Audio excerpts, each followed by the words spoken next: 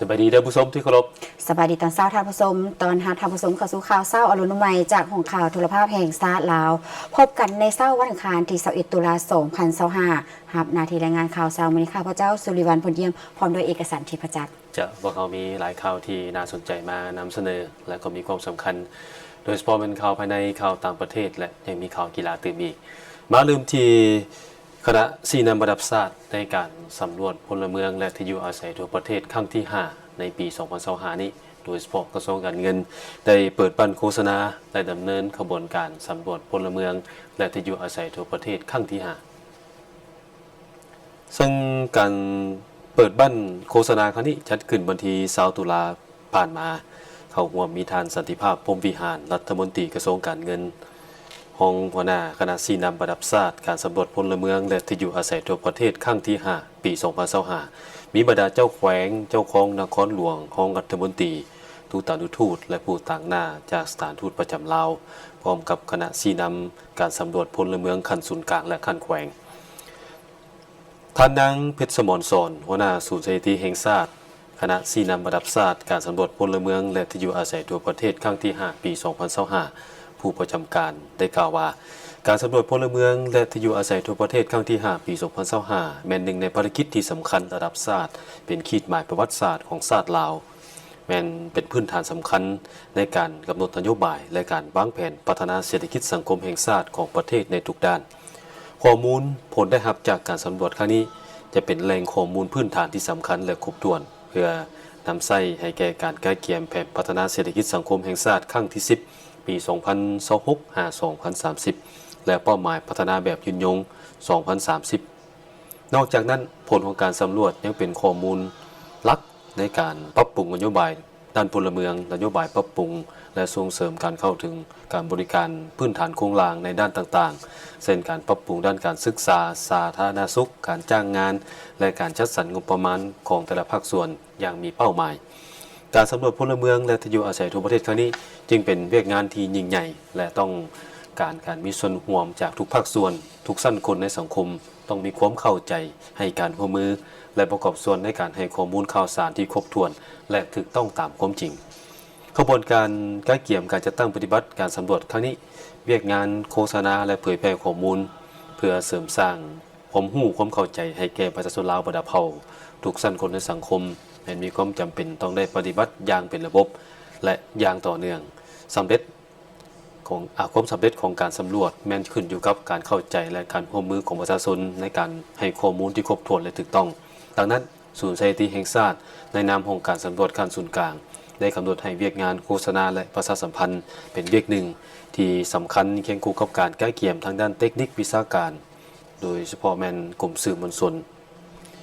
คณะโฆษณาอบรมศูนย์กลางพรรคเป็นใจกลางในการจัดตั้งปฏิบัติจุด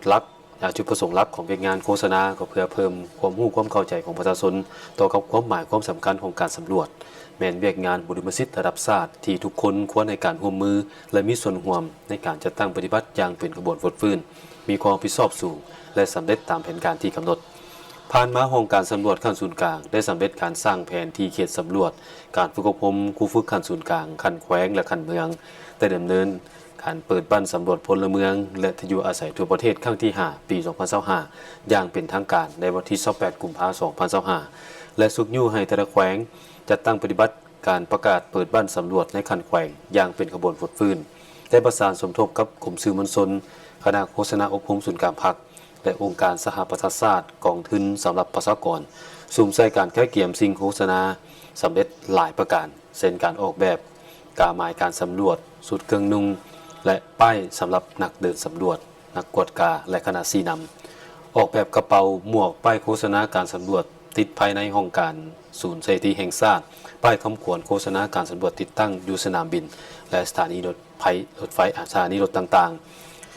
ออกแบบโปสเตอร์แผ่นพับป้ายข้างทางและอุปกรณ์ประชาสัมพันธ์เช่นบทเพลงการสำรวจสปอตโฆษณาและอื่นๆนอกนั้นได้ผลิตสื่อวิดีโอและคลิปโฆษณาผ่านสื่อโทรทัศน์วิทยุและสื่อสังคมออนไลน์ต่างๆเพื่อโฆษณาให้ข้อมูลข่าวสารการสำรวจทั่วสังคมอย่างกว้างขวางในขั้นศูนย์กลางและท้องถิ่นฉะนั้นภายหลังที่พิธีเปิดบ้านโฆษณาในมื้อนี้ศูนย์สถิติแห่งชาติในนามของการสำรวจขั้นศูนย์กลางและขั้นแขวงในขอบเขตทั่วประเทศ จะเริ่มปฏิบัติแผนการโฆษณาอย่างเต็มรูปแบบผ่านวิธีการที่ติดต่อกับประชาชนโดยตรงในวันที่ 17 ตุลา2025ที่ผ่านมาที่นครหลวงเวียงจันทร์รัฐบาลและครูร่วมพัฒนาประกาศเผยแพร่ผลสำรวจการสมไส้และการใช้จ่ายของครัวเรือนครั้งที่ 7 ปี 2024-2025 เผยแพร่บทรายงานสภาพความทุกข์ยากในสาธารณรัฐประชาธิปไตยประชาชนลาวการสำรวจการสมไส้และการใช้จ่ายของครัวเรือนครั้งที่ 7 ปี 2024-2025 เป็นการสำรวจตัวแทนระดับชาติซึ่งได้กำหนดในยุทธศาสตร์พัฒนาระบบสถิติแห่งชาติแบบยืนยง 2016-2025 และวิสัยทัศน์ฮอดปี 2030 สำหรับการสำรวจเวียกงานดังกล่าวได้เริ่มจัดตั้งปฏิบัติมาแต่ปี 1992 1993 ผลการสำรวจดังกล่าวได้เป็นข้อมูลที่สำคัญต้นตอให้แก่การตีราคา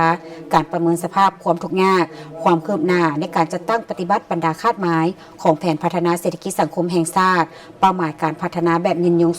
2030 SDG และการหลุดพ้นออกจากสถานภาพด้อยพัฒนา LDC ในแต่ละระยะผู้เข้าร่วมกองประชุมได้รับฟังรายงานเกี่ยวกับผลของการสำรวจสภาพความทุกข์ยากในสปป.ลาวจากการสำรวจการสมไส้และการใช้จ่ายครัวเรือนครั้งที่ 7เผยแพร่บทรายงานสภาพความทุกข์ยากในสปป.ลาวโดยนำไส้ข้อมูลจากการสำรวจการสมไส้และการใช้จ่ายของครัวเรือนครั้งที่ 7 ปี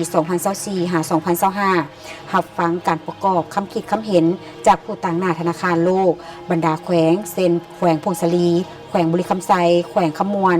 กรมแผนการกรมนโยบายเศรษฐกิจและการเงินกระทรวงการเงิน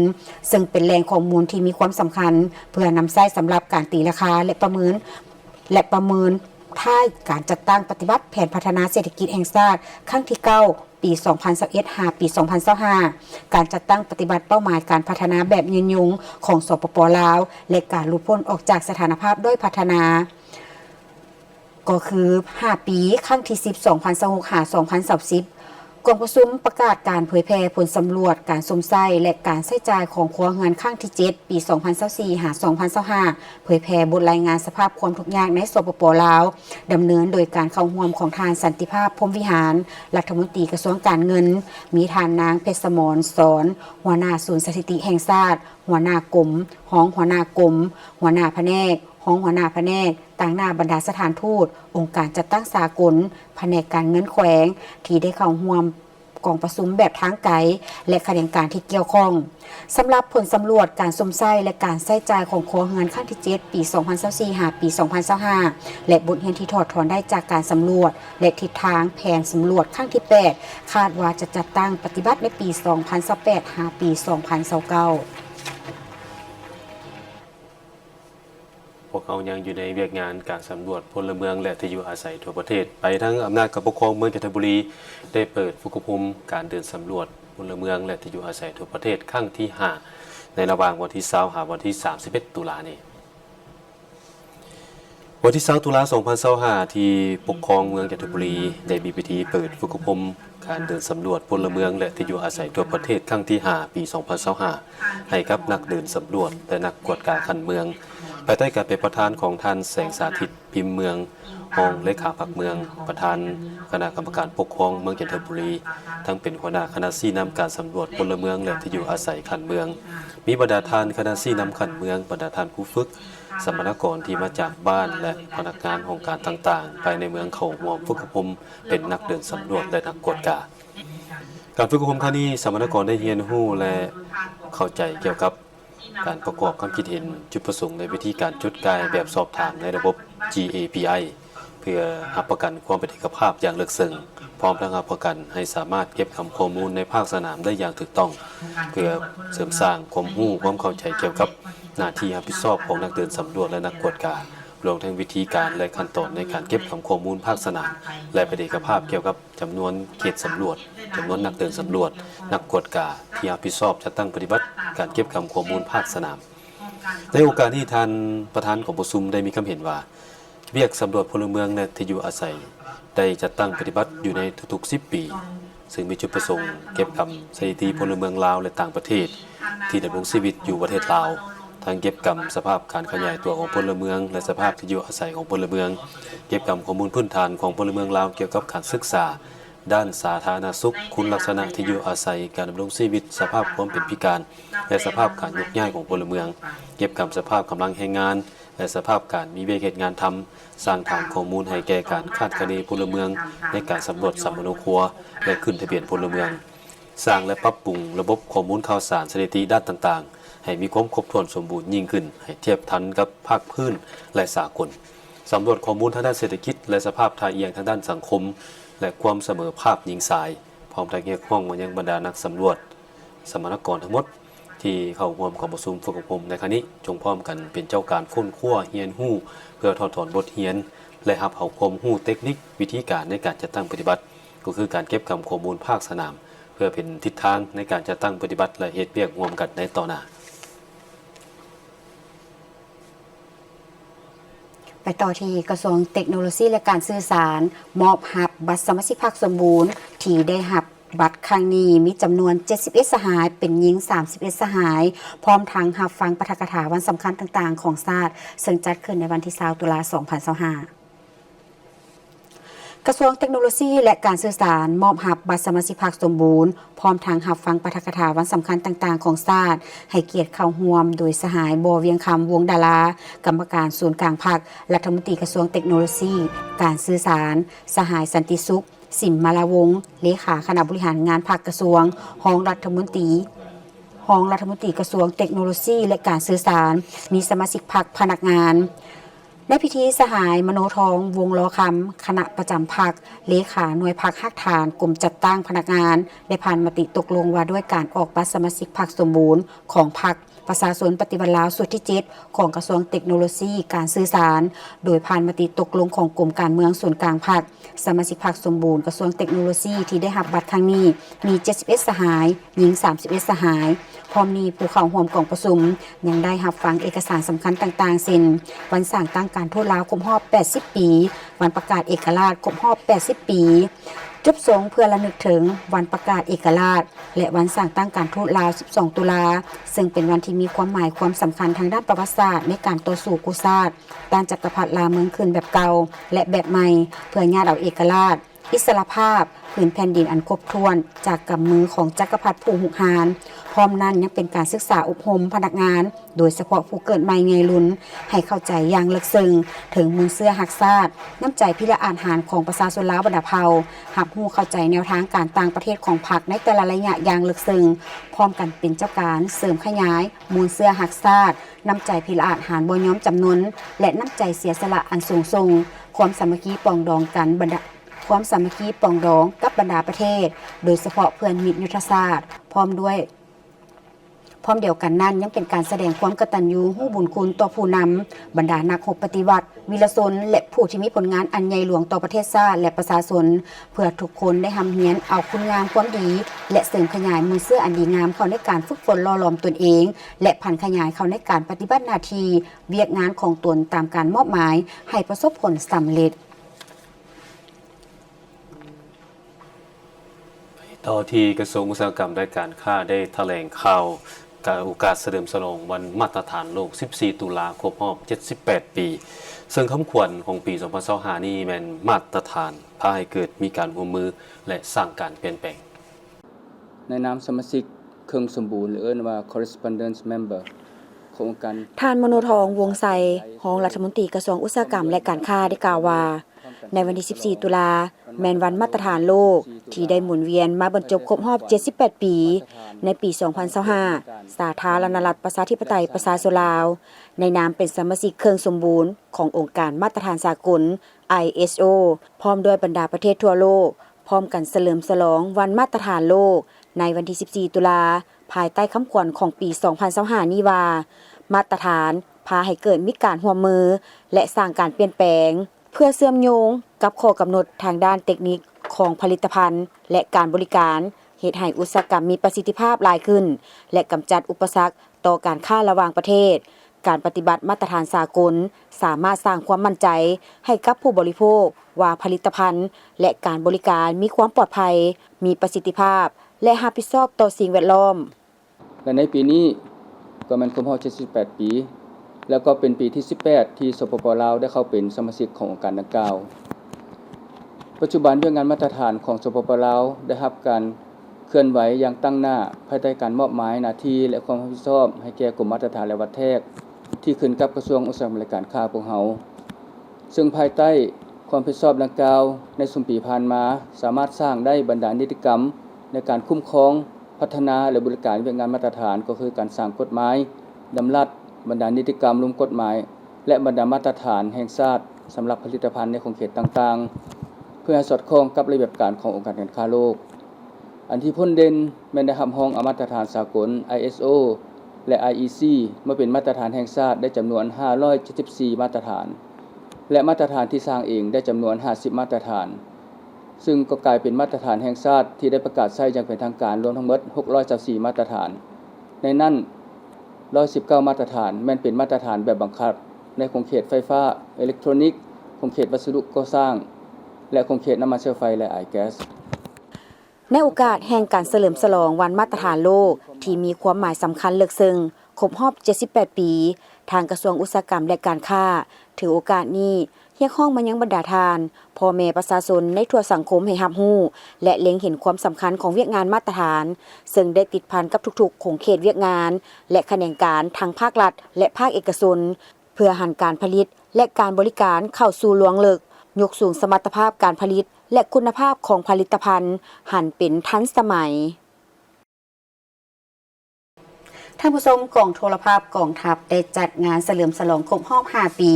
วันที่9กันยายน2020หาวันที่9กันยายน2025พิธีเฉลิมฉลองวันสั่งตั้งกองโทรภาพกองทัพครบรอบ5ปีจัดขึ้นในวันที่20ตุลาคม2025โดยการเป็นประธานของสหายพลตรีวงศรอินปานพิมพ์รองเลขาคณะภาคกระทรวงรองรัฐมนตรีกระทรวงป้องกันประเทศเลขาคณะภาคกรมใหญ่หัวหน้ากรมใหญ่การเมืองกองทัพมีคณะภาคคณะนำคณะภาคคณะบัญชาและพนักงานนักรบทั่วกองโทรภาพกองทัพเข้าร่วมสหายพันเอกบุญเพ็งพรหมจันทร์หัวหน้าการเมืองกองโทรภาพกองทัพได้หวนคืนประวัติความเป็นมาแห่งการกำเนิดเติบใหญ่ขยายตัวและผลงานการเคลื่อนไหวของกองโทรภาพกองทัพประชาชนลาวในระยะ5ปีที่ผ่านมาก่อนการกำเนิดเกิดขึ้นของสถานีโทรภาพกองทัพเริ่มจากแขนงการสร้างฟิล์มรูปเงากองทัพในปี 1977ได้เป็นพื้นฐานอันสำคัญให้แก่บัดเก้าแห่งการกำเนิดเติบใหญ่ขยายตัวกลายมาเป็นสถานีโทรภาพกองทัพประชาชนลาวเฮ็ดหน้าที่เป็นกระบอกเสียงอันสำคัญในสนามรบแนวคิดวัฒนธรรมเป็นอาวุธที่แหลมคมในการต่อสู้ต้านกำลังอิทธิปรปักษ์โฆษณาบิดเบือนแนวทางของพรรคโดยภายใต้การนำพาของพรรคประชาชนปฏิวัติลาวผ่านมาการเคลื่อนไหวของโทรภาพกองทัพได้มีผลงานดีเด่นได้รับความไว้วางใจความเสื่อมั่นและย่องยอสมเสยจากการนำพรรครัฐคณะนำกระทรวงป้องกันประเทศและกรมใหญ่การเมืองกองทัพอย่างดีในปี 2018 หา 2019 กระทรวงป้องกันประเทศได้ตกลงสั่งตั้งตึกสถานีโทรภาพกองทัพและมาฮอดวันที่ 9 กันยายน 2020 กระทรวงป้องกันประเทศจึงได้จัดพิธีเปิดสถานีโทรภาพกองทัพประชาชนลาวขึ้นอย่างเป็นทางการระยะ5ปีแห่งการเติบใหญ่ขยายตัวของโทรภาพกองทัพคณะภาคคณะบัญชาบรรดาแผนกการและแขนงการต่างๆได้สุ่มใส่ปรับปรุงเพื่อสร้างบรรดารายการต่างๆออกอากาศทางสถานีโทรภาพให้มีสีสันเนื้อในกระทัดหัดครบถ้วนหับประกันด้านเทคนิคเคลื่อนไหวเก็บกำข้อมูลข่าวเป็นบทบรรดากลุ่มกองกำลังและติดตามการนำภาครัฐก็คือการนำกระทรวงป้องกันประเทศเคลื่อนไหวเยี่ยมยามเฮ็ดเวียกอยู่ภายในและต่างประเทศและเคลื่อนไหวเก็บกำข่าวในโอกาสวันสำคัญต่างๆของชาติของกองทัพออกอาการให้มีประสิทธิผลหับประกันว่องไวทันสมัยเทียบทันกับสื่อมวลชนอื่นๆและเฮ็ดสำเร็จหน้าที่การเมืองที่ภาครัฐก็คือกระทรวงป้องกันประเทศมอบหมายให้เป็นอย่างดี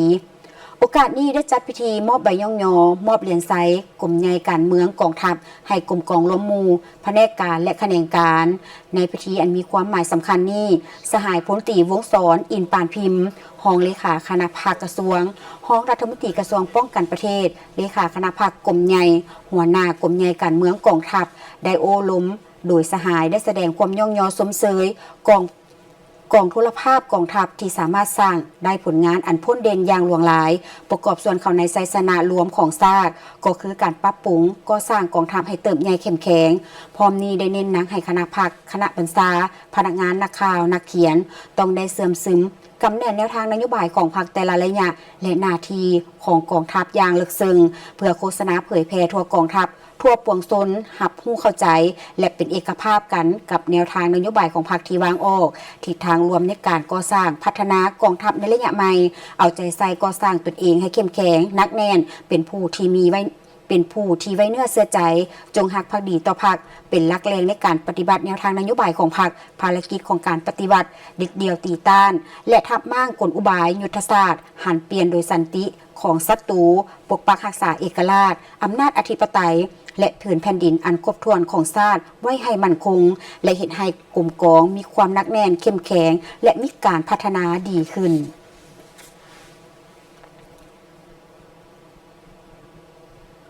สมาคมนักธุรกิจหนุ่มนครหลวงเวียงจันทร์ได้จัดพิธีประกาศการจัดตั้งและมอบหน้าที่ประธานสมาคมผู้เก่าและผู้ใหม่เมื่อวันที่ 17 ตุลาผ่านมาที่ห้องประกาศปกครองนครหลวงเวียงจันทร์โดยการเข้าร่วมของท่านศิริราชทงศิลป์ทองเพ็งของเจ้าของนครหลวงเวียงจันทร์ท่านหุ่มแพงศรีสมบัติเลขาคณะบริหารงานสาวหนุ่มประชาชนปฏิบัติลาวนครหลวงพร้อมด้วยสมาชิกสมาคมนักธุรกิจหนุ่มและภาคส่วนเกี่ยวข้องเข้าร่วมในพิธีทานพรประเสริฐศิลาดวงเลิศประธานสมาคมนักธุรกิจหนุ่มนครหลวงเวียงจันทร์ได้ขึ้นผ่านบทสรุปการจัดตั้งปฏิบัติสีนำพาเวียกงานของสมาคมนักธุรกิจหนุ่มนครหลวงระยะ 5 ปีผ่านมาและแผนทิศทางในต่อหน้าซึ่งใน 5 ปีผ่านมาได้เอาใจใส่ในการเต้าร่วมความสามัคคีศึกษาอบรมสร้างปรับปรุงการจัดตั้งสมาคมนักธุรกิจหนุ่มนครหลวงเมืองและสุขยู่ส่งเสริมผู้ประกอบการทุกสาขาอาชีพให้มีความเข้มแข็งสร้างสาวนุ่มให้กลายเป็นผู้ประกอบการใหม่ปกป้องสิทธิและผลประโยชน์อันชอบธรรมของสมาชิกนักธุรกิจหนุ่มเพื่อเป็นกำลังแห่งประกอบส่วนเขาในการปกปักรักษาและสร้างสรรค์พัฒนาประเทศชาติโดยเฉพาะการสร้างไปเฮ็ดงานทำให้แก่สาวนุ่มวัยหนุ่มบรรดาเผ่าในนครหลวงเวียงจันทร์และส่งเสริมผู้ประกอบการนักธุรกิจหนุ่มนับมีการเติบใหญ่ขยายตัวและก็ได้มีการสร้างตั้งสมาคมนักธุรกิจหนุ่มขันเมืองทั้งหมด4 เมืองคือเมืองนาแสทองเมืองสิโคตะบองเมืองยะทบุรีและเมืองไซเศรษฐานอกจากนี้ในพิธีก็ได้มีการผ่านข้อตกลงย่องย่อเหรียญการะลึก65 ปีผ่านข้อตกลงมาด้วยการย่องย่อขั้นศูนย์กลางผ่านข้อตกลงย่องย่อสาวหนุ่มนครหลวงเวียงจันทร์ผ่านข้อตกลงย่องย่อของท่านเจ้าของนครหลวงเวียงจันทร์พร้อมนั้นก็ได้มอบเหรียญการะลึกและใบย่องย่อให้กับกรมกอง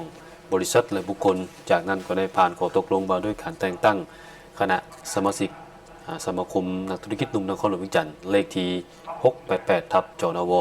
โดยได้มอบรับหน้าที่ระหว่างทานพรประเสริฐศรีลาหลวงเลิศประธานสมาคมนักธุรกิจหนุ่มนครหลวงภูเก่าและทานสินกรพรหมสิทธิ์ประธานสมาคมนักธุรกิจหนุ่มนครหลวงเวียงจันทร์ผู้ใหม่ท่านผู้ชม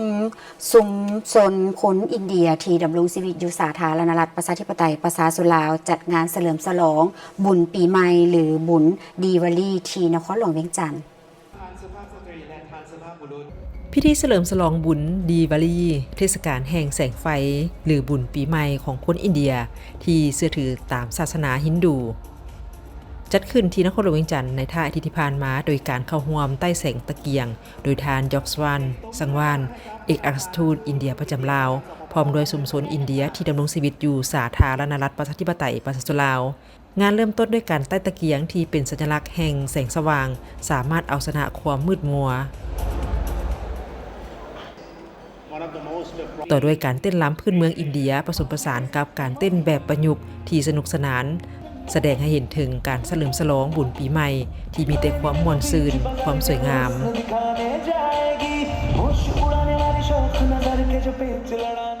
บุญดาวิลีหรือเทศกาลแห่งแสงสว่างเป็นการเฉลิมฉลองการเสด็จกลับคืนเมืองอยุธยาของพระรามนางสีดาพระลักษมณ์และหนุมานหลังจากที่พระเนจรจากเมืองใช้เวลายาวนานถึง14 ปีโดยวันที่ขบวนพระรามได้เสด็จกลับประชาชนได้มีการแสดงความยินดีและชมเชยศาสนาของพระองค์ที่สามารถเอาชนะกับทศกัณฐ์ซึ่งเป็นสัญลักษณ์ของความชั่วร้ายโดยการใต้โคมไฟใต้แสงเทียนที่ส่องแสงถึงความสว่างไสวเป็นแถวยาวเพราะเชื่อถือว่าเป็นวันแห่งไสยชนะของความดีงามที่อยู่เหนือความชั่วร้ายซึ่งเปรียบดังแสงสว่างของดวงไฟที่หุงแจ้งเหนือความมืดมัวทั้งปวง โดยทั้งคณะกรรมการจัดงานเทศกาลดิวาลีได้กล่าวว่า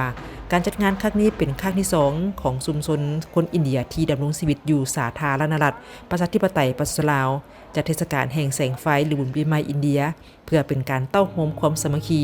ซึ่งเป็นการประชาสัมพันธ์วัฒนธรรมเทศกาลดิวาลีให้คนลาวและคนต่างประเทศที่ดำรงชีวิตอยู่ลาวได้รับรู้ถึงความงดงามและสีสันวัฒนธรรมของอินเดียบุญดิวาลีคือบุญปีใหม่ของอินเดียจัดขึ้นตามปฏิทินฮินดูโดยคนอินเดียจะเฉลิมฉลองด้วยการใต้ตะเกียงหรือจุดโคมไฟตลอด 4-5 วันพร้อมกันนั้นก็จะพร้อมกันนุ่งเครื่องใหม่เพื่อเป็นการขอพรส่งคำอวยพรที่ดีงามให้กันและกันการจัดกิจกรรมด้วยความมวลซื่นตื่นอีก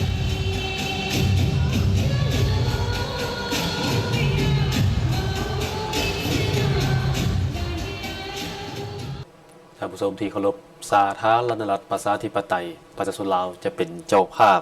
งานบุญการแสดงละครไว้หนุ่มอาเซียน 2025 ซึ่งเป็นครั้งที่พิธีสาวหนุ่มลาวจะได้เข้าร่วมแสดงภายในงานครั้งนี้เพื่อขยายส่งเสริมเวียกงานการเรียนการสอนทางด้านการแสดงละครเวทีซึ่งงานครั้งนี้จะจัดขึ้นระหว่างวันที่ 4 วันที่ 8 ธันวาคม 2025 ที่วิทยาลัยศิลปะแห่งชาติการแถลงข่าวงานดังกล่าวได้ให้เกียรติเข้าร่วมโดยท่านรัตนกรอินทรีแสงใหม่หัวหน้าบริษัทข้าวเหนียวการแสดงท่านแก้ววิไลศักดิ์แสนศักดาห้องหัวหน้าแผนกวัฒนธรรมการท่องเที่ยวนครหลวงท่านวีรพันธ์สาวภูวงศ์ผู้อำนวยการวิทยาลัยศิลปะแห่งชาติการจัดงานครั้งนี้เพื่อเป็นการจัดตั้งแผนขยายแนวทางนโยบายการต่างประเทศของพรรคและรัฐบาลก็คือแผนพัฒนาเวียกงานวัฒนธรรมในการท่องเที่ยวของกระทรวงวัฒนธรรมและการท่องเที่ยวที่ได้วางออกทำเป็นการสืบต่อการพัวพันร่วมมือกับบรรดาประเทศในโครงเขตภาคพืชและสากลเพื่อแลกเปลี่ยนและเรียนรู้เทคนิควิทยาศาสตร์ที่ทันสมัยพร้อมด้วยการเรียนรู้การสอนในการพัฒนาโครงเขตศิลปะการแสดงของลาวเฮาให้นับมือนับพัฒนาให้เทียมทันกับสากลพร้อมทั้งเสริมขยายส่งเสริมเวียกงานการเรียนการสอนทางด้านการแสดงละครเวทีเฮ็ดให้นักเรียนนักศึกษาได้รับรู้บทเรียนอันใหม่ในการสร้างสรรค์บทละครเพื่อให้วัยหนุ่มห่างไกลจากสิ่งเสพติดได้รับรู้ถึงความหลากหลายของสิทธิเด็กสิทธิมนุษย์และวัยหนุ่มก็ได้เรียนรู้วิธีการเขียนบทละครเรื่องสั้นเรื่องยาวรู้นำใส่แสงสีเสียงดนตรีประกอบในบทละครและด้านอื่นๆงานบุญการแสดงละครวัยหนุ่มอาเซียนครั้งนี้จะจัดขึ้นในระหว่างวันที่ 4 วันที่ 8 ธันวาคม 2025 ที่วิทยาลัยศิลปะแห่งชาติโดยมีนักแสดงเข้าร่วมทั้งหมด 30 ทีมที่มาจากบรรดาประเทศอาเซียนญี่ปุ่นเนปาลศรีลังกาหลายกว่า150 คนนอกนี้ยังมีบรรดานักแสดงหนุ่มนักเรียนนักศึกษาครูอาจารย์จากวิทยาลัยศิลปะแห่งชาติและทีมข้าวเหนียวทีมฝั่งลาวทีมดงโดกศูนย์สุจิปุริและวัยหนุ่มจากภาคส่วนต่างๆเข้าร่วมพร้อมนี้ทางบริษัทจะจัดกิจกรรมงานแข่งขันละครเวทีภายใต้หัวข้อวัยหนุ่มสร้างสรรค์ละครสู่สังคมผาสุกโดยได้เปิดรับสมัครแต่วันที่ 1 ตุลาคม 2025 และจะปิดรับสมัครวันที่ 10 พฤศจิกายน 2025 เงื่อนไขอายุแต่ 12-23 ปีบ่จำกัดเพศส่วนผลการแข่งขันทีมใดจะได้ชัยชนะก็สามารถติดตามได้อีกบทนี้ตามที่มันแจ้งมารางวัลชนะเลิศจะได้รับ40 ล้านกีบและจะได้เข้าร่วมงานบุญการแสดงละครวัยหนุ่มอาเซียน 2025 ตึงนี้มาต่อที่สื่อมวลชนอาเซียนจีนเยี่ยมยามบริษัทหางโจวเซินฮาวเทคโนโลยีจำกัดและเยี่ยมยามศูนย์บริการรัฐบาลเมืองห่วงซานสาธารณรัฐประชาชนจีนโดยใช้เทคโนโลยีดิจิตอลที่ช่วยให้ประชาชนเข้าถึงการบริการต่างๆของรัฐได้โดยสะดวกสบายผ่านระบบมือถือโดยภายใต้การสนับสนุนของบริษัทเครือข่ายโทรภาพทั่วโลกของจีนหรือ CGTNC ซึ่งเป็นบริษัทย่อยของวิทยุโทรภาพศูนย์กลางจีนหรือ CMG ซึ่งการไปเยี่ยมยามในครั้งนี้บรรดาสื่อมวลชนอาเซียนจีนได้ไปเยี่ยมยามบริษัทหางโจวเซินฮาวเทคโนโลยีจำกัดซึ่งแม่นวิสาหกิจเทคโนโลยีชั้นสูงที่อุทิศตนให้แก่การกวดกาอุปกรณ์และการวินิจฉัยความผิดพลาดโดยการนำใช้เซ็นเซอร์หุ่นยนต์ปัญญาประดิษฐ์และการวิเคราะห์ข้อมูลขนาดใหญ่ซึ่งบริษัทมุ่งมั่นที่จะให้บริการแขนงสุขภาพอุตสาหกรรมและการสนองวิธีแก้ไขที่ครบถ้วนสำหรับการดำเนินงานที่ปลอดภัยและการบำรุงรักษาแบบอัจฉริยะของอุปกรณ์เครื่องมืออุตสาหกรรมบริษัทได้พัฒนาสุดหุ่นยนต์อัจฉริยะและอุปกรณ์ควบคุมกวดกาไฟฟ้าอัจฉริยะที่มี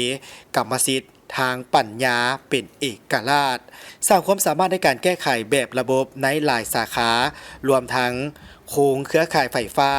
การขนส่งทางรถไฟปรีโตเคมี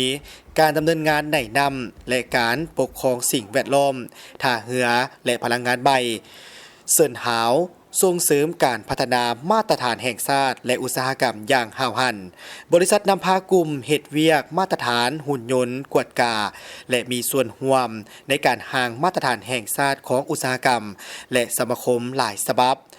โดยเหตุนี้จึงสร้างระบบมาตรฐานที่มีมาตรฐานเทคนิคเป็นหลักสนับสนุนด้วยมาตรฐานการคุ้มครองและการดำเนินงานบริษัทได้รับการยอมรับว่าเป็นวิสาหกิจยักษ์ใหญ่ที่เชี่ยวชาญมีประสบการณ์โดดเด่นและประดิษฐ์สร้างโดยกระทรวงอุตสาหกรรมเทคโนโลยีข้อมูลข่าวสารผู้สนองวิธีการแก้ไขนำใช้แบบผสมผสานสำหรับการออกแบบและการผลิตภัณฑ์สีเขียว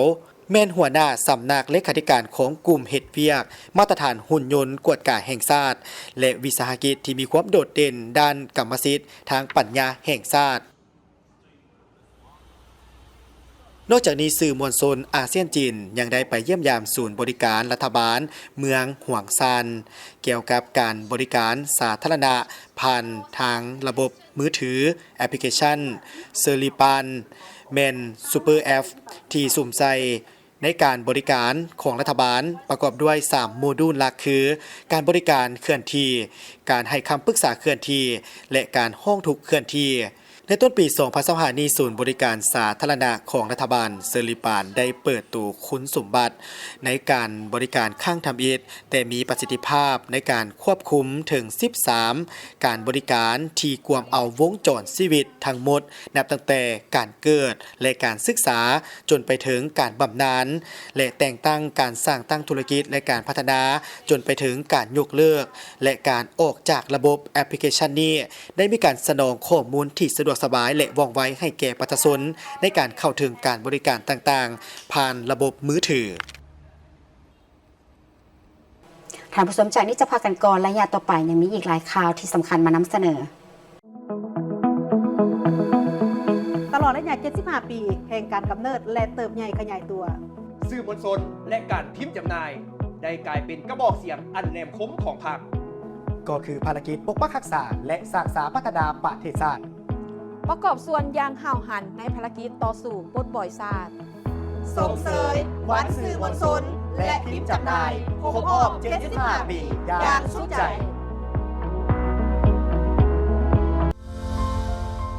สื่อมวลชนและการพิมพ์จำหน่ายเป็นกระบอกเสียงอันแหลมคมของพรรคเป็นพาหนะเผยแพร่แนวทางนโยบายระเบียบกฎหมายแผนพัฒนาเศรษฐกิจสังคมของรัฐพร้อมเดียวกันนั้นก็นำเสนอข้อมูลข่าวสารสาระความรู้สาระบันเทิงให้ทุกสั้นคนได้รับรู้ถึงความเป็นลาว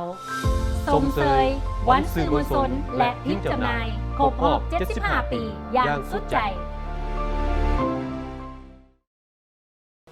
กับมารยานี้พวกเขายังมีหลายข่าวที่น่าสนใจมานำเสนอโดยเฉพาะข่าวท้องถิ่นไปเบิ่งผลสำเร็จของประชุมใหญ่องค์คณะพรรคแขวงหัวพันครั้งที่11เป็นประธานโดยสหายคำแพงไสสมแผงกรรมการศูนย์กลางภาคเลขาภาคแขวงเจ้าแขวงหัวพันเฮอเกียรติเข้าร่วมโดยสหายเฉลิมไสกรมสิทธิ์กรรมการกรมการเมืองศูนย์กลางภาคห้องนายกรัฐมนตรีแห่งสาธารณรัฐประชาธิปไตยประชาชนลาวทางเป็นผู้สีนำแขวงหัวพันกองประชุมได้พร้อมกันค้นคว้าและประกอบคำคิดคำเห็นเสื้อหางบทรายงานการเมืองแผนพัฒนาเศรษฐกิจสังคมและบทสำรวจการนำพารวมของคณะพรรคสมัยที่10กองประชุมได้ตีราคาอย่างหอบด้านเกี่ยวกับผลสำเร็จจุดอ่อนข้อคงข้างสาเหตุและบทเรียนในการนำพาสีนำและการจัดตั้งปฏิบัติมติกองประชุมระยะ5 ปีที่ผ่านมากองประชุมได้เป็นเอกภาพรับรองเอาทิศทางและแผนการพัฒนา5 ปีนับแต่2026หา2030โดยมีเนื้อต้นต่อ6ด้านที่สำคัญคือเพิ่มทวีการนำพาเวียงงานป้องกันศาสตร์ป้องกันความสงบยกสูงความสามารถนำพาของภาคและปรับปรุงก่อสร้างภาคเฮอปอดเสอเข้มแข็งหนักแน่นการขุดค้นท่าแห่งเศรษฐกิจการพัฒนาทรัพยากรมนุษย์การเพิ่มทวีความสามัคคีพิเศษกับบรรดาประเทศเพื่อนมิตรและการสร้างจุดสุ่มตัวแบบในด้านต่างๆด้านเศรษฐกิจกองประชุมได้วางเป้าหมายที่ชัดเจนถึงปี2030 โดยอัตราการขยายตัวด้านเศรษฐกิจเฉลี่ยอยู่ในระดับ 5.5 ส่วนหอยขึ้นไปรวมยอดผลิตภัณฑ์ภายใน GDP รวมของแขวงบรรลุ 39,670 ตื้อกว่ากีบคาดว่าในปี 2030 รายรับเฉลี่ยต่อหัวคนจะบรรลุ 27,49,000 กว่ากีบต่อคนต่อปี หรือเท่ากับ 1,258 ดอลลาร์สหรัฐโครงประกอบเศรษฐกิจจะมีการหันเปลี่ยนอย่างต่างหน้าคะแนนกสิกรรมป้าไหมจะเพิ่มขึ้น 5.28 ส่วนหอยกวมเอา 51.97 ส่วนหอยของ GDP คะแนนอุตสาหกรรมจะเพิ่มขึ้น 5.10 ส่วนหอยกวมเอา 29.46 ส่วนหอยของ GDP และคะแนนการบริการจะเพิ่มขึ้น 4.74 ส่วนหอยกวมเอา 18.57 ส่วนหอยของ GDP ผู้แทนกองประชุมได้เสนอสิทธิประชาธิปไตยของตนป้อนบัตรเลือกเอาคณะบริหารงานพรรคแขวงสุดเมอบนพื้นฐานและหลักการรวมศูนย์ประชาธิปไตยถูกต้องสอดคล้องกับมาตรฐานเงื่อนไขที่กำหนดไว้กองประชุมได้คัดเลือกเอาคณะบริหารงานพรรคแขวงหัวพันสมัยที่ 11 ได้จำนวน 37 สหายหญิง 4 สหายเพื่อเป็นแกนนำในการสืบต่อนำพาปฏิบัติมติกองประชุมเยอะผู้แทนองค์คณะพรรคแขวงหัวพันครั้งที่ 11กองประชุมขังปฐมฤกษ์ได้เป็นเอกสารอย่างสมบูรณ์เลือกตั้งเอาคณะประจำพรรคแขวงจำนวน 11 สหายหญิง 2 สหายโดยได้เลือกตั้งเอาสหายพุทธพันธ์แก้ววงไสเป็นเลขาคณะบริหารงานพรรคแขวงสุดเมอเลือกเอาสหายพรสุขอินทวงศ์สหายขวัญประพันธ์เหลืองศรีจันทองเป็นรองเลขาเลือกเอาสหายอ้อนพันธ์ทองธิดาเป็นประธานกวดกาพรรคแขวงสมัยที่ 11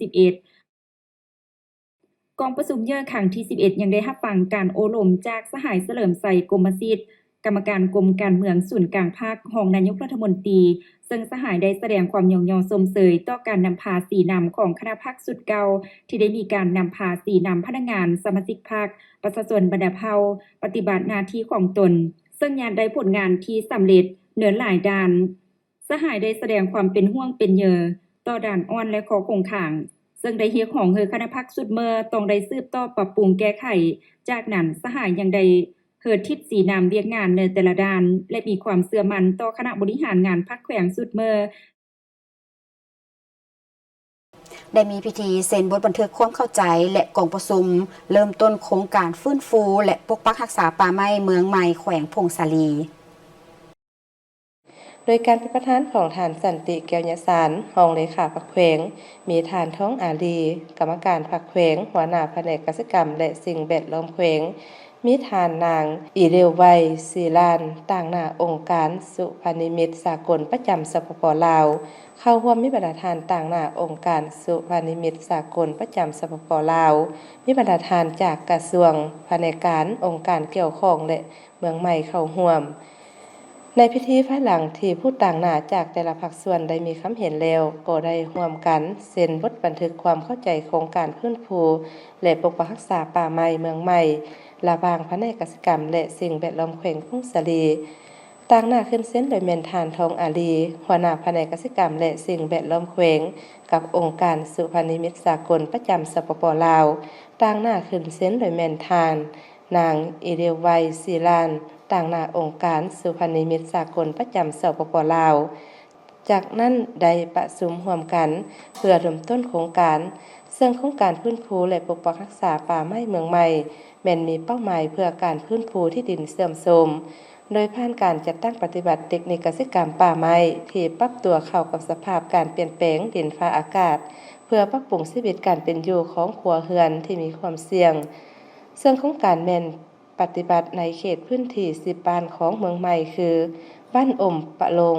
บ้านจอมเจียวเก่าบ้านจอมเจียวใหม่บ้านนาบัวบ้านน้ำปาบ้านปุงเข่าบ้านอมกะเนงบ้านห้วยพุกบ้านห้วยกลางและบ้านบวมพันธุ์คาดว่าจะพื้นฟูดิน203เฮกตาร์กลุ่มเป้าหมายจำนวน 3,139 คนหญิง 1,045 คนโดยโครงการจะดำเนินกิจกรรมระยะ2ปีผลได้หับแมนยกระดับขีดความสามารถของชาวเกษตรกรเพื่อปฏิบัติพื้นฟูดินและเทคนิคเกษตรกรรมป่าไม้ที่ปรับตัวเข้ากับสภาพดินภาคอากาศสร้างตั้งการวางแผนการนำใช้ที่ดินแบบยืนยงซึ่งมีกิจกรรมหลักคือจัดฝึกอบรมให้กับผู้ร่วมงานของภาครัฐและชุมชนเกี่ยวข้องการวางแผนการคุ้มครองและ นำใช้ที่ดินแบบมีส่วนร่วมดำเนินการวางแผนการคุ้มครองและนำใช้ที่ดินแบบมีส่วนร่วมในชุมชนเป้าหมายผสมผสานการจัดเขตนิเวศกสิกรรมและเทคนิคกสิกรรมเพื่อปรับตัวต่อการเปลี่ยนแปลงดินภาคอากาศสนับสนุนอำนาจการปกครองในการปฏิบัติกิจกรรมการคุ้มครองและการวางแผนนำใช้ที่ดินแบบมีส่วนร่วมจากพงศลีไปที่ไซสมบูรณ์เนาะได้มีกองประชุมปรึกษาหรือการริเริ่มจัดตั้งปฏิบัติโครงการปรับปรุงคะแนนการน้ำประปาและสุขภิบาลอยู่แขวงไซสมบูรณ์ในกองประชุมได้รับฟังจุดประสงค์ของการปรึกษาหารือค้นคว้าในการริเริ่มจัดตั้งปฏิบัติโครงการปรับปรุงคะแนนการน้ำประปาและสุขภิบาลอยู่แขวงไซสมบูรณ์ก็เพื่อเป็นการเสริมสร้างท่าแห่งบ่มซ่อนการพัฒนาพื้นฐานโครงล่างด้านน้ำประปาให้แขวงมีใบหน้าใหม่การดำเนินธุรกิจน้ำประปาของรัฐวิสาหกิจให้มีความเข้มแข็งขยายตัวตามแผนพัฒนาเศรษฐกิจสังคมสั่งร่วมตีราคาผลการดำเนินธุรกิจด้วยตัวชี้วัดทางด้านเทคนิคเพื่อเป็นบอนอิงในการประเมินประสิทธิภาพที่เป็นปัจจัยสำคัญถึงความยืนยงของธุรกิจสนองการบริการน้ำประปาอย่างต่อเนื่องในปริมาณที่เพียงพอได้คุณภาพและมีความปลอดภัยพร้อมเดียวกันนั้นผู้เข้าร่วมกองประชุมได้ผลัดเปลี่ยนกันประกอบความคิดความเห็นปรึกษาหารือค้นคว้าการสนองข้อมูลแผนงานแผนค้นการร่วมมือกับหลายภาคส่วนทั้งขั้นศูนย์กลางและขั้นท้องถิ่นเพื่อเป็นพื้นฐานให้แก่การจัดตั้งปฏิบัติโครงการปฏิบัติตามแผนในระยะผ่านมาในการติดตามการบำบัดน้ำเปื้อนการคุ้มครองแหล่งน้ำคุณภาพน้ำและการชดเชยงบประมาณให้แก่ประชาชนพร้อมทั้งเป็นการสวมใส่สั่งเงินไขสะดวกให้แก่โครงการมีความเป็นเอกภาพสอดคล้องกันในการจัดตั้งปฏิบัติหน้าที่ให้ได้รับผลสำเร็จตามคาดหมายที่วางไว้โอกาสนี้ท่านสุขสวัสดิ์วงศ์ภูมิเล็กได้มีคำเห็นและให้ทิศชี้นำต่อกองประชุมซึ่งท่านได้เห็นดีเป็นเอกภาพในการปฏิบัติแผนงานเกี่ยวกับโครงการน้ำประปาโดยเฉพาะการปรึกษาหารือกับธนาคารพัฒนาอาซีคะแนนการต่างๆที่ได้แสดงให้เห็นถึงความรับผิดชอบสูงหน้าที่การเมืองของตนยกให้เห็นปัญหาที่ข้างคามาแลกเปลี่ยนซึ่งเป็นปัญหาพื้นฐานในการจัดตั้งปฏิบัติเวียกงานตัวจริงให้ได้รับการแก้ไขอย่างว่องไวสอดคล้องมีความเป็นเอกภาพกันพร้อมนั้นทานได้เน้นหนักให้สืบต่อพันขยายเนื้อในจิตใจให้มีจุดสูงเป็นเจ้าการในการประสานสมทบสนิทแน่นกับบรรดาหัวหน้าโครงการที่ปรึกษาให้กลุ่มเกี่ยวเอาใจใส่ในการติดตามสุขยูการบริการมองไว้ถูกต้องชัดเจนกำหนดแรงน้ำให้จะแจ้งผลกระทบต่อสิ่งแวดล้อมและอื่นๆพร้อมทั้งให้การร่วมมือและสนับสนุนในการจัดตั้งปฏิบัติหน้าที่ให้มีผลสำเร็จขึ้นเทื่อละก้าว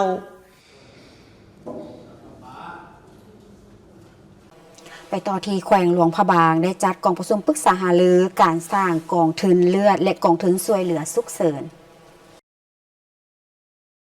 โดยการเป็นประธานโครงทานเวียงสวรรค์กระเสริมสุขหัวหน้าองค์การกระแดงแขวงหลวงพระบางมีคณะรับผิดชอบและสมาชิกองค์การกระแดงแขวงเข้าร่วม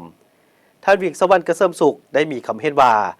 การเคลื่อนไหวเวียกงานจัดหาเลือดสนองเลือดที่ปลอดภัยและเวียกงานช่วยเหลือฉุกเฉินขององค์การกระแดงแขวงหลวงพระบางในระยะผ่านมา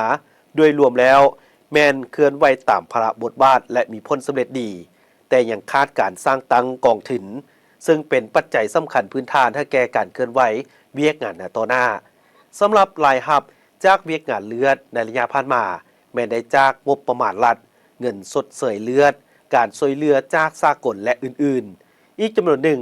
ส่วนรายรับจากเวียกงานกู้ภัยฉุกเฉินแม้ได้จากงบประมาณรัฐการให้บริการรถอัมบูลัง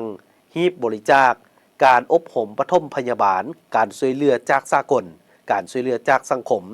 การสนับสนุนจากบุคคลและส่วนหนึ่งแม้นมาจากการหารายได้โดยรวมแล้วยังบ่ทันเพียงพอกับการเคลื่อนไหวรับใช้สังคมตัวจริงโดยเฉพาะแม้นการช่วยเหลือฉุกเฉินเป็นต้นการช่วยเหลือผู้ประสบภัยน้ำท่วมไฟไหม้เรือนอุบัติเหตุตามท้องถนนและอื่นๆปัจจุบันองค์การกระแดงแขวงหลวงพระบางได้เปิดบัญชีกับคลังเงินแห่งชาติประจำแขวงส่วนเวียกงานกู้ภัยฉุกเฉินได้เปิดบัญชีกับธนาคารการค้าต่างประเทศลาวมหาชนจำกัดและธนาคารพัฒนาลาวเพื่อให้มีความสะดวกให้กับผู้ที่สนใจสมทบทุนเข้าในการเคลื่อนไหวเวียกงานซึ่งเงินและวัตถุสิ่งของที่ได้รับจากการบริจาคได้มีการจดขึ้นบัญชี และมีการบริหารเบิกจ่ายเป็นระบบทางมีการสรุปรายงานอย่างละเอียดเพื่อให้มีความถูกต้องตามระเบียบการในกองประชุมผู้เข้าร่วมได้ฟังการผ่านดำรัสว่าด้วยกองทุนช่วยเหลือฉุกเฉินและดำรัสกองทุนเลือดจากนั้นได้มีการประกอบความคิดความเห็นเกี่ยวกับการสร้างตั้งกองทุนเลือดและกองทุนช่วยเหลือฉุกเฉินเพื่อให้การดำเนินเวียกงานมีความสะดวกและมีความยืนยงรับประกันเฮ็ดให้การช่วยเหลือสังคมมีความถูกต้องสอดคล้องกับระเบียบกฎหมายและท่วงทันกับเวลาทางเป็นที่ยอมรับของสังคมนับมือนับกวงควงขึ้นมาต่อที่แขวงจำปาสักได้มีกองประชุมเวทีตัวเมืองแห่งชาติซึ่งเป็นครั้งที่ 4 จัดขึ้นอยู่แขวงจำปาสักการดำเนินกองประชุมเวทีตัวเมืองแห่งศาสตร์ครั้งที่ 4 เป็นเพื่อสร้างตัวเมืองและชุมชนให้มีความยืนยงติดแทดกับสภาพการขยายตัวทางด้านเศรษฐกิจสังคมของสปป.ลาวก็คือของแขวงจำปาสักโดยสอดคล้องและสืบเนื่องจากกองประชุมพัฒนาเขตแคว้นการเสื่อมโยงเสื่อมโจทย์ภาคใต้อยู่แขวงจำปาสักอีกอย่างหนึ่งก็เพื่อเฉลิมฉลองวันเคหสถานโลกประจำปี2025ซึ่งองค์การสหประชาชาติเพื่อการพัฒนาได้ถือเอาวันจันทร์ทำอิฐของเดือนตุลาของทุกๆปีเป็นมือเฉลิมฉลองวันดังกล่าวและพิเศษไปกว่านั้นถือเป็นปีทำอิฐที่กระทรวงโยธาธิการและขนส่งร่วมกับองค์การ UN Habitat ประจำสปป.ลาวและองค์การปกครองแขวงจำปาสักได้จัดงานเวทีตัวเมืองแห่งศาสตร์ครั้งที่ 4 ขึ้นที่มหาวิทยาลัยจำปาสักซึ่งตัวเมืองเป็นเขตศูนย์กลางของการอยู่อาศัยของประชาชนในทั่วโลกเกือบ60ส่วนห้อยของประชากรโลกเมนอาศัยอยู่ในตัวเมืองและยังเป็นศูนย์กลางในการขับเคลื่อนเศรษฐกิจแห่งศาสตร์ของแต่ละประเทศเนื้อที่ของเขตตัวเมืองกวมเพียง3ส่วนห้อยของเนื้อที่โลกแต่ว่า80ส่วนห้อยของผลิตภัณฑ์รวมของประเทศหรือ GDP เมนได้มาจากเขตตัวเมืองและตัวเมืองเมนมีบทบาทสำคัญที่สุดต่อแผนพัฒนาเศรษฐกิจสังคมแห่งชาติก็คือของท้องถิ่นซึ่งการสร้างตัวเมืองเมนมีความยืนยงนอกจากจะเป็น1ใน17เป้าหมายในการพัฒนาแบบยืนยงของสหประชาชาติแล้วปี2016องค์การสหประชาชาติได้กำหนดกรอบนโยบายในการพัฒนาตัวเมืองระดับสากลขึ้นซึ่งเอิ่นว่าวาระใหม่สำหรับการพัฒนาตัวเมืองเพื่อเป็นการกระตุกสุกอยู่ให้บรรดาประเทศในทั่วโลกเอาใจใส่ในการแก้ไขปัญหาตัวเมืองและให้คำมั่นสัญญาร่วมกันเพื่อสร้างตัวเมืองแบบยืนยงไปเคียงคู่กับการสนับสนุนการจัดตั้งปฏิบัติวาระใหม่สำหรับการพัฒนาตัวเมืองให้เข้าสู่ล่วงเลิกองค์การ UN Habitat ได้เป็นเจ้าการจัดตั้งเวทีตัวเมืองโลกขึ้นทุกๆปี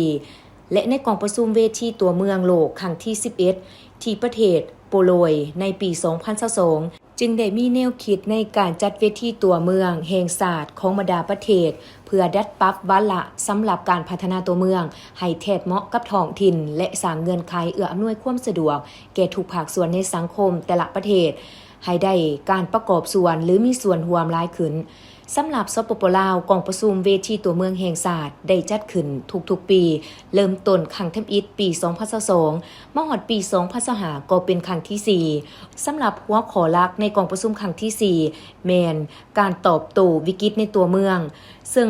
นอกจากได้รับฟังการแลกเปลี่ยนความรู้และประสบการณ์ที่หลากหลายในการแก้ไขปัญหาต่างๆในส่วงวิกฤตของตัวเมืองแล้ว